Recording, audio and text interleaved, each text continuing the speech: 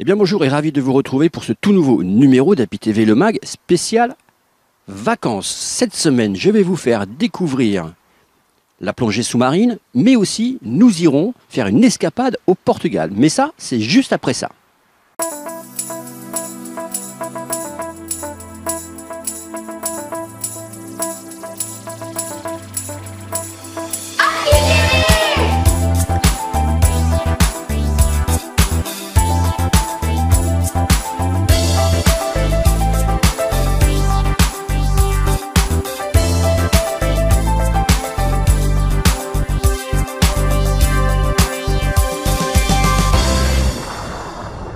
Qui dit spécial vacances dit aussi découverte. Alors bien sûr, il y a les jeux nautiques, mais il y a aussi la plongée. Je suis parti à la découverte d'un club de plongée pour y passer tout bêtement un baptême de plongée. Alors, ai-je réussi à réellement plonger ou pas plonger? C'est ce qu'on va découvrir et c'est maintenant.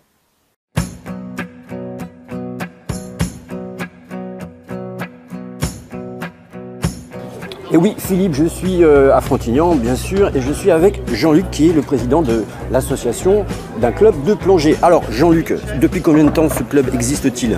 Oh, ça fait une trentaine d'années. Avant, il était à la MJC, et après, ils sont venus s'installer ici. Les locaux sont à la mairie, qui nous prêtent, bien sûr. Et à l'époque, on a vu une barge, et cette année, on a acheté un Zodiac, un peu plus gros. D'accord, et vous avez combien d'adhérents? Une centaine. Une centaine d'adhérents? Alors, oui. Comment ça fonctionne? C'est ouvert à l'année ou c'est que saisonnier? Non, c'est ouvert à l'année. Par contre, nous sommes un club associatif. Tous les moniteurs sont que des bénévoles. Ils ne sont pas rémunérés pour ce qu'ils font, c'est simplement pour leur plaisir. Et nous sommes ouverts à l'année, donc nous plongeons l'hiver, le samedi matin et le dimanche matin. Et l'été, nous plongeons le mercredi soir, le vendredi soir, le samedi matin et le dimanche matin. Et nous avons une session piscine tous les mercredis soirs de 18h15 à 20h15 pour faire les formations niveau 1, niveau 2 et niveau 3. 10, 11, 13, 14, 15, 16, 17, 18, 19, 20. On fait deux groupes de 10. On fait deux groupes de 10, deux moniteurs font deux briefings séparés. Ça marche, d'accord? Alors aujourd'hui, c'est un jour un petit peu particulier parce qu'on va faire le baptême de plongée, c'est ça? Voilà. Alors nous faisons découvrir à la famille des adhérents les baptêmes de plongée. Alors nous faisons découvrir ça à la famille des adhérents parce que comme nous sommes un club associatif et qu'en face nous avons un club professionnel, on ne veut pas le concurrencer parce que lui c'est son gagne-pain et nous c'est pas notre gagne-pain. Donc nous ne prenons que des amis des adhérents ou de la famille des adhérents et nous faisons des baptêmes. Et aujourd'hui nous avons 26 baptêmes et 10 encadrants qui vont s'occuper de ça. Vous avez déjà pratiqué la plongée sous-marine avec palme, masque et tuba? Oui. D'accord. Vous êtes tous plus ou moins à l'aise sous l'eau, il n'y a pas de souci de ce côté-là. D'accord. Donc là, je vous présente le matériel. Donc déjà, on va passer sur le masque. Donc le masque, comme certains que vous avez pu le voir, comment savoir si un masque est adapté à la forme et à la morphologie de votre visage. Tout simplement, on le plaque sur son visage. Une inspiration. On baisse la tête vers le bas. Si le masque adhère au visage, c'est qu'il vous va parfaitement. D'accord? Donc à partir de ce moment-là, la sangle sert uniquement au maintien du masque sur la tête. Ok? C'est pas la peine de le serrer trop fort, sans ça il va fuir. Ensuite, je vous présente le bloc. La bouteille de plongée qui est constituée d'un gilet stabilisateur qui vous permet de vous équilibrer et d'être en sécurité sur l'eau. On va le gonfler. À partir du moment où on le gonfle, ce gilet se gonfle. À partir de ce moment-là, votre bouteille flotte et vous avec. Vous êtes en sécurité totale. Ok? On va vous équiper. Une fois que vous serez équipé, c'est votre encadrant qui va vous équiper. C'est lui qui va gérer toute la plongée pour vous. Vous n'avez rien à faire, vous n'avez qu'à profiter et vous faire plaisir. D'accord? Avec un bloc comme celui-ci, la contenance au niveau du volume d'air, vous avez largement de quoi faire pendant un bon bout de temps. Donc faites-vous plaisir, respirez tant que vous le souhaitez. Ok? Ensuite, vous avez un détendeur principal.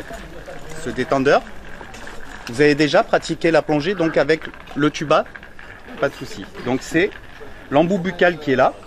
Vous allez le mettre dans votre bouche, le même principe que le tuba. Vous allez le mordre et à partir de ce moment-là, c'est vous qui allez chercher l'air.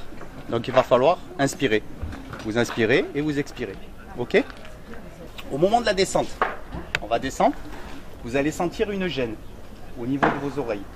Il va falloir, c'est normal, c'est la pression. Il va falloir équilibrer et compenser tout ça.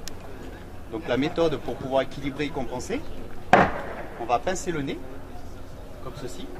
On va plaquer sa langue sur le palais. Je vous invite à le faire. Ne forcez pas surtout, n'allez pas vous faire mal aux oreilles. Vous pincez le nez, on met la langue au palais et vous faites comme si vous mouchiez au même moment. Vous allez sentir que ça bouge dans les oreilles. Vous avez senti? Ok? Donc à chaque fois que vous sentez une gêne lors de la descente, n'hésitez pas, pincez votre nez et pratiquez cette méthode d'équilibrage des oreilles qu'on appelle en plongée le Valsalva. Ensuite, sous l'eau, on va devoir communiquer. Donc pour communiquer, on ne peut pas parler, forcément il va falloir utiliser le langage des signes. Pour aujourd'hui, pour le baptême de plongée, ce que je vous propose, c'est d'utiliser le signe « ça va », qui est une question, et qui dit question égale réponse. Donc systématiquement... Pour répondre, ça sera « oui, ça va ». Et bien devant, pas comme ça. Et si jamais, par exemple, ça va pas, par exemple les oreilles passent pas, c'est ça. Et vous montrez les oreilles. Par exemple, les oreilles. Alors les gars, vous avez jamais plongé? Non, jamais. Enfin, à la plage comme ça, mais on n'a jamais fait un truc. Est-ce que vous avez compris le langage des signes? Oui, c'est pas mal. C'est oui, non, ça va. Non, au départ, c'est une question. Ça va, c'est une question. Et ça, c'est-à-dire j'ai froid. Ouais. Et après... Et si ça va pas? Si ça va pas, c'est comme ça. C'est comme ça. Et on remonte. Et on remonte. Heureusement que vous aurez répondu soit ça, soit ça. Bon, mais je suis là. Alors Philippe, on a fait juste avant l'interview du président de l'association. Et là, je suis avec Luigi, qui est moniteur bénévole, bien sûr, et qui est à la fois un plongeur averti qui va me guider pour cette découverte sous-marine. C'est ça, Luigi? Tout à fait, Willy. Donc le but, c'est de te faire découvrir ce milieu magnifique qui est le monde sous-marin. Voir un petit peu tout ce qui nous fait vivre un peu tous les week-ends là et nous fait vivre de notre passion. Ouais, effectivement. Ouais, parce que c'est quand même une vraie passion. Complètement. En fait, c'est le moment pour nous, le week-end, de se détendre, d'aller voir un petit peu ce qui se passe au fond. On a des photographes, on a des biologistes qui font un petit peu de recherche. Voilà. Et puis c'est le moment où on découvre un petit peu nos sites sur le plateau des Aresquiers, qui est très très riche. Voilà. On se retrouve en plus tous entre passionnés. Et on échange un petit peu et c'est ce qui est super, quoi. Ouais. Alors au niveau du baptême, parce que c'est ce qui m'intéresse moi aujourd'hui, bien sûr, jamais plongé, c'est ouvert tout âge confondu, on commence à partir de quand on est Alors la plongée en France est réglementée, la plongée se fait à partir de 8 ans. Voilà. Donc on peut commencer la plongée à partir de 8 ans, la 8 ans sans scaphandre, pardon, et effectivement on peut aller jusqu'à notre doyen avait 82 ans. Voilà. Donc on peut aller jusqu'à nos limites. Pas de souci. Et au niveau santé, il ne faut pas un avis médical, il ne faut pas des choses comme ça. Alors au niveau du baptême. Hein, si, parce qu'on reste quand même dans un sport dit à risque quand même. On est dans un milieu hostile pour nous qui n'est pas commun, hein, en fait. Donc du coup, on a une visite médicale qui est obligatoire. Donc visite médicale par un médecin avec un certificat médical. On a quelques contre-indications particulières, effectivement. Tout ce qui est asthmatique à l'effort. Bien sûr, c'est proscrit. Ouais. Voilà, quelques pathologies au niveau cardiaque, tout ça, mais ça, le médecin est au courant, donc de ce côté-là, du moment qu'il nous fait le certificat, il n'y a pas de souci. D'accord. Mais au niveau des baptêmes, il n'y a pas besoin d'un certificat médical? Non, au niveau baptême, justement... Parce que moi, je t'en ai pas filé, par exemple. Ouais, voilà. En fait, tu m'as fait mot d'excuse, quand même. Voilà. Non, en fait, au niveau du baptême, il n'y a besoin d'aucun papier. Voilà, c'est le gros avantage. Voilà. On demande, bien sûr, on pose quelques questions pour... Effectivement, quelqu'un ne peut pas arriver avec une certaine pathologie au niveau des membres, on est bien d'accord, mais voilà, comme on est limité en profondeur, on ne peut pas dépasser 6 mètres pour le baptême. On est relativement dans des bonnes conditions au niveau du moteur, on arrive à bien gérer. Voilà. Première fois pour la plongée? Ouais, toute première fois. Et alors, tu es un petit peu isolé de tout le monde. Aurais-tu les pétoches? Non, j'ai pas les pétoches, mais je me concentre. D'accord. Alors, première étape, donc comment ça se passe? On peut plonger dans une tenue lambda où il faut impérativement mettre la combinaison? Parce que j'ai entendu dire, je me suis fait une petite souris là-bas, que le plus dur était peut-être d'enfiler la combi. Ben, écoute, c'est vrai que mon cher Willy, là pour l'instant, ta tenue n'est pas très adéquate, je m'excuse. Donc il va falloir s'équiper, aller mettre une combinaison. Donc ça c'est la deuxième peau, la combinaison, c'est ce qui te permet d'avoir une protection thermique. Et après il y a tout le système respiratoire avec le bloc, la stab, etc. Et tout ça tu vas me l'expliquer après. Et je vais te l'expliquer après. Voilà. D'accord, ok. Sans problème. On y va? On y va, c'est parti. On va changer et on se retrouve tout de suite après. Très bien, à tout à l'heure. Bonjour à tous et à tous. Je me présente Luigi, donc je serai votre responsable sur cette journée. Donc je suis moniteur de plongée. Mes collègues vont se présenter en commençant par Toufik. Toufik, voilà. Toufik, votre moniteur. Non, pilote. Aujourd'hui pilote. Christophe. Bonjour. Eric, moniteur. Aurélie. Bonjour Jean-Michel. Karine. Bonjour. Jean-Louis. Bonjour, Marc, moniteur. Audrey. Jean-Luc, moniteur. Cathy. Bonjour Eric, pilote et plongeur. Alors sur le typhon, avec moi, on aura Willy. Ah, c'est bizarre ça Willy. Tu verras, je vais essayer de te ramener. Au niveau des consignes de sécurité. Là. Dès que tu te mets à l'eau, je te mets des tendeurs en bouche. Tu ne l'enlèves plus. Très important. Si tu es en surface, tu veux me parler que tu es en sécurité, là aujourd'hui il n'y a pas de mer, il n'y a pas de souci. Tu veux l'enlever, tu peux me parler. Et quand on est sous l'eau, vraiment la consigne de sécurité, c'est je garde mon détendeur en bouche. Jusqu'à temps que je remonte.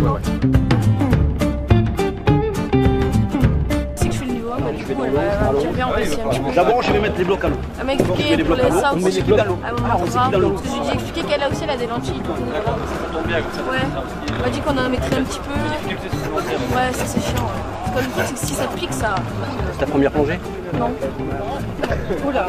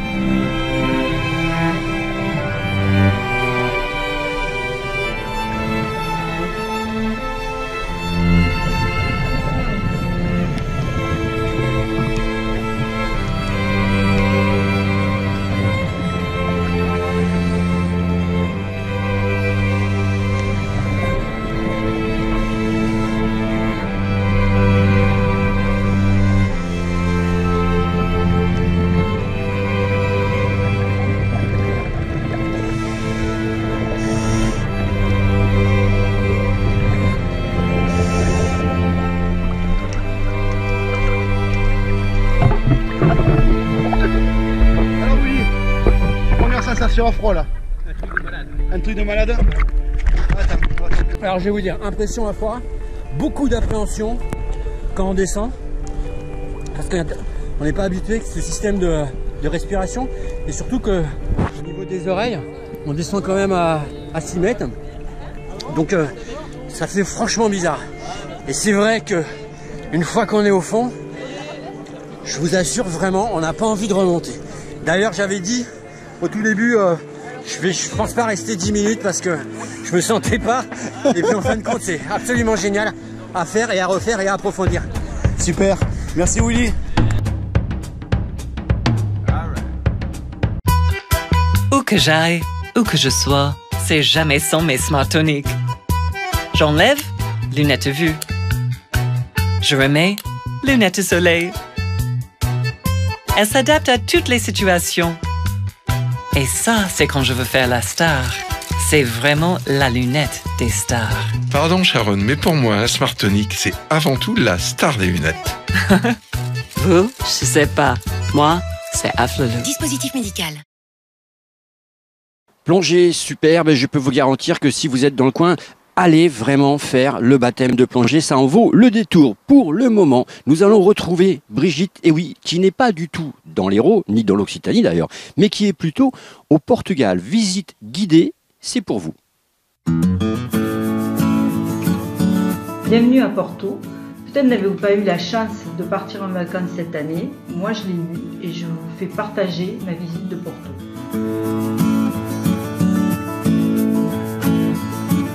Pour commencer, je vous amène visiter l'église et la tour dos Clérigos qui domine tout Porto. En français, nous dirions la tour des clercs. En 1750, sur la demande de la confrérie religieuse des Clérigos Pobres, l'architecte italien Niccolo Nasoni planifie la construction de 2 clochers monumentaux derrière l'église des clercs à peine achevée.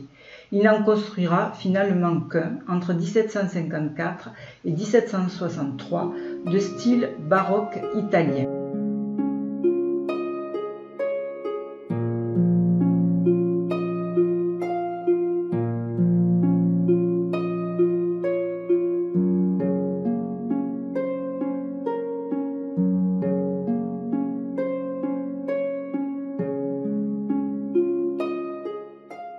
On ne peut pas visiter Porto sans s'arrêter sur le tram qui est appelé Eléctrico en portugais. Ils ont beaucoup de caractère, avec un intérieur en bois poli et des contrôles et des cadrans en bronze. Autre endroit emblématique de Porto, sa cathédrale. Mais pour l'instant, je vous amène faire une petite balade sur le Douro. Le Douro est un fleuve qui prend sa source en Espagne à 2160 mètres d'altitude. Il serpente à travers le Portugal et nous fait découvrir de magnifiques paysages. Outre les magnifiques paysages, nous voici maintenant face à 2 ponts qui relient Porto à Vila Nova. Nous voici face au pont Maria Pia. Ce magnifique pont fut le premier à relier Porto à Vila Nova de l'autre côté. Il fut construit en 1877 par Gustave Eiffel. Mais pour l'instant, profitons de cette belle balade sur le Douro.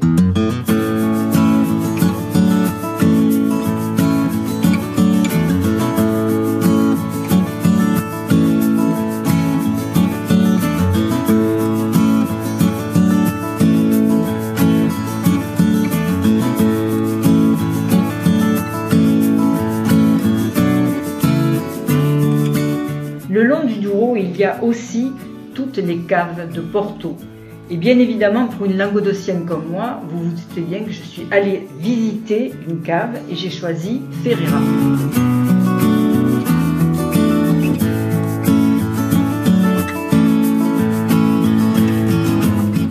Créée en 1751 par une famille de viticulteurs du Douro, cette cave continue la tradition. Et croyez-moi, le vin est bon et je vous invite à aller le déguster comme moi.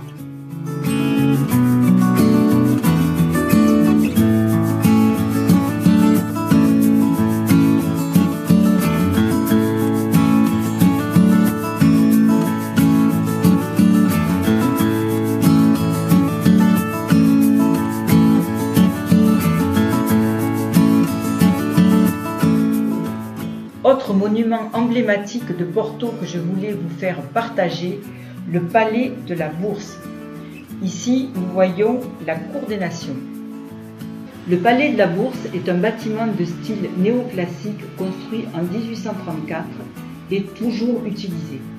La vaste cour intérieure, le Patio das Nações, est entourée de galeries. Conçue comme un puits de lumière pour les bâtiments qui l'entourent, elle était à ciel ouvert, ce qui explique pourquoi toutes les galeries sont fermées. Ici, nous sommes dans le salon mauresque qui est le joyau du palais. Il a été construit entre 1862 et 1880 par Gonçalves de Souza et est décoré dans le style néo-mauresque. À cause du luxe de sa décoration, elle ne sera achevée qu'en 1910. Marquant la fin de la construction du Palais de la Bourse.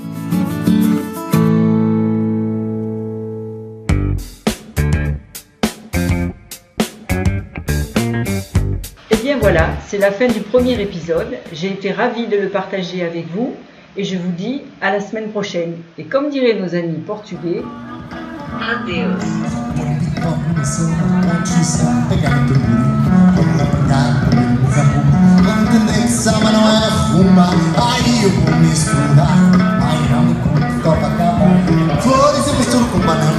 Et bien voilà, Happy TV Le Max, c'est fini pour cette semaine, le spécial vacances. On se retrouve bien sûr vendredi prochain pour de nouvelles aventures, nouvelles découvertes. Et croyez-moi, va y avoir du sport. Salut, ciao, bye et surtout, restez curieux. Ciao.